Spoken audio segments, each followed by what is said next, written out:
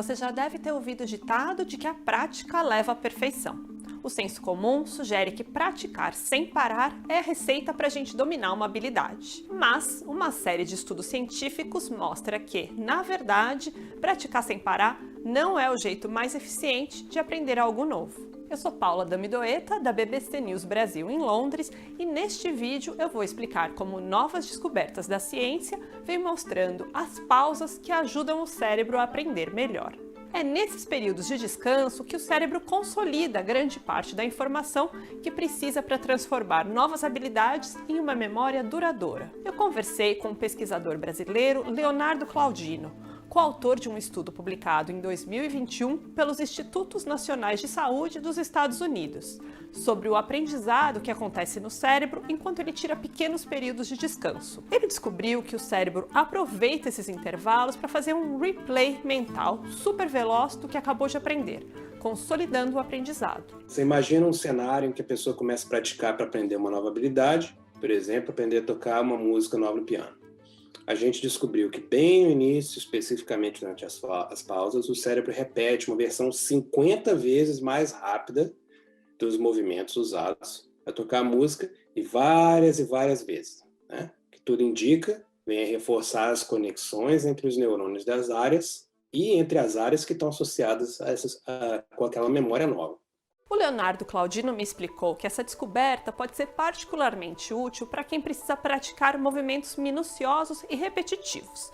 Por exemplo, um atleta treinando uma nova técnica ou um músico se aperfeiçoando em um instrumento. E um dos focos da pesquisa era ajudar pacientes de derrames cerebrais que estejam tentando recuperar movimentos e habilidades. Eu vou voltar a esse assunto logo mais. O Leonardo Claudino e outros colegas analisaram a atividade cerebral de 33 voluntários destros, enquanto eles aprendiam a digitar no teclado uma sequência de números com a mão esquerda. Os voluntários tinham de digitar o máximo possível de sequências durante 10 segundos, e daí fazer um intervalo de 10 segundos. Um exame chamado magnetoencefalografia mostrou aos cientistas as rápidas repetições, ou replays, que o cérebro dos voluntários fazia daquilo que havia acabado de aprender.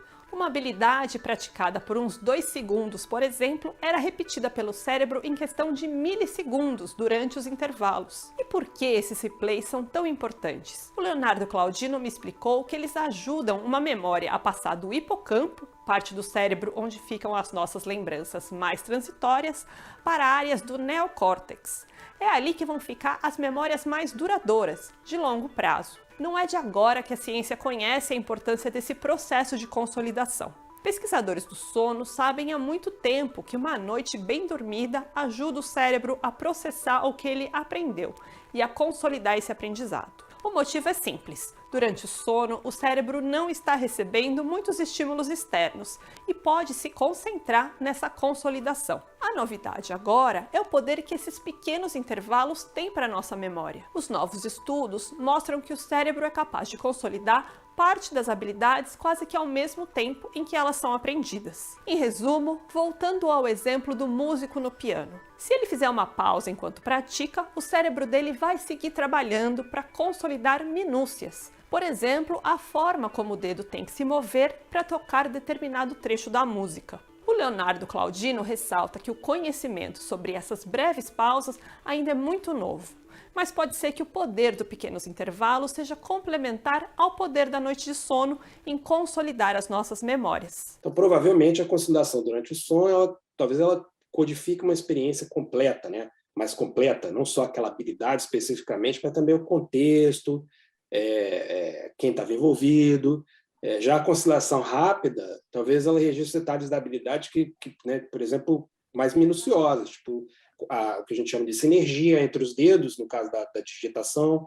Bom, talvez você esteja pensando, será que essas pausas podem ser úteis para qualquer pessoa que queira aprender algo novo? E qual a duração ideal delas? Os cientistas ainda estão tentando responder essas perguntas, mas eis o que já se sabe, segundo Claudino. Quando você começa a aprender uma nova técnica, do que quer que esteja estudando, o recomendado é não praticar até o ponto de exaustão. Se você fizer pequenos intervalos, tem mais chance de dominar a técnica que está estudando, do que se praticar sem parar. A dica pode ser útil também a professores. o professor, quando ele for introduzir um conceito novo, alguma coisa fundamentalmente nova, seja interessante ele já pensar na sessão do aprendizado como já incluindo essas pausas, né? Então, é importante que o estudante então, realmente tenha esses períodos de descanso, porque o cérebro dele vai estar ativo, né? Apesar do descanso. Essa que é a descoberta. Ou seja, o hipocampo e o córtex vão estar realizando essas trocas que vão consolidar o aprendizado recente ali. Não se sabe ao certo qual é a duração ideal de uma pausa. Como os estudos científicos são feitos em ambientes bastante controlados de laboratório, nem sempre o que é observado lá se aplica de modo exatamente igual na vida real. Nos estudos americanos, aqueles em que os voluntários digitavam sequências no teclado, os pesquisadores observaram que o ganho de aprendizado era maior quando a prática e o intervalo tinham duração parecida. Por exemplo, 10 minutos de prática e 10 minutos de pausa. Mas, repito, isso ainda precisa ser estudado em mais profundidade. Da mesma forma, não existe uma receita de bolo para o tipo de pausa mais eficiente para ajudar o cérebro a aprender cada coisa. No caso dos voluntários que digitavam no teclado, a pausa deles consistia em ficar alguns segundos parados, sem digitar no computador. Na vida real, Leonardo Claudino sugere mudar brevemente de atividade para dar um pequeno sossego para o cérebro. Então, se a pessoa estiver praticando uma música no piano, o ideal é simplesmente parar de tocar, fazer qualquer outra coisa que não interfira com os replays do cérebro. Nada de aprender a tocar outra música, por exemplo. Aliás, dá para a gente também se beneficiar de outras linhas de pesquisa sobre o aprendizado no cérebro. Em 2020, eu conversei com a pesquisadora de psicologia cognitiva Barbara Oakley, autora do livro Aprendendo a Aprender. A gente fez um vídeo com ela, eu vou deixar o link aqui na descrição. A Barbara Oakley me explicou que o cérebro trabalha de dois jeitos diferentes que se complementam no aprendizado. O modo focado, quando estamos prestando atenção a um exercício, um filme ou ao professor, por exemplo, e o modo difuso, quando o cérebro está relaxado. Segundo ela, o cérebro precisa alternar entre o modo focado e o difuso para aprender de forma efetiva. Então, relaxar a mente, seja fazendo uma caminhada ou mudando de atividade, ajuda diretamente nossa capacidade de aprendizado e de resolver problemas. A sugestão é: empacou em uma atividade de matemática, mude o foco e estude um pouco de geografia. Daí, quando você voltar para a matemática, terá mais chances de avançar onde parou. E não são só pessoas saudáveis que podem se beneficiar desses campos de estudo. Lembra que eu contei que nas pesquisas dos Institutos Nacionais de Saúde dos Estados Unidos, um dos objetivos é ajudar pessoas com sequelas de derrames?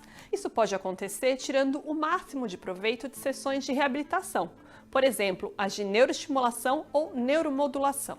São terapias que servem para estimular ou inibir os neurônios do cérebro. Ao conseguir monitorar o quanto o cérebro dos pacientes está consolidando memória durante as pausas nessas sessões, espera-se que os médicos possam, no futuro, otimizar essas terapias e fazer o paciente recuperar mais rápido as habilidades que tenha perdido no derrame. O Leonardo Claudino lembra que todos esses campos de pesquisa continuam abertos. O importante é entender que, mesmo durante os intervalos, o cérebro nunca para de aprender. Que às vezes vai contra o senso comum, é que você, quando está parado, na verdade você não está parado, seu cérebro não está parado. Quando você para, você ocupa seu cérebro com menos processamento de estímulo, quer dizer, produção de movimento, e aí você dá aquela janela de oportunidade para ele consolidar o que ele está aprendendo, já aprendendo. Por hoje é só, espero que você tenha achado este vídeo interessante. Obrigada, até a próxima!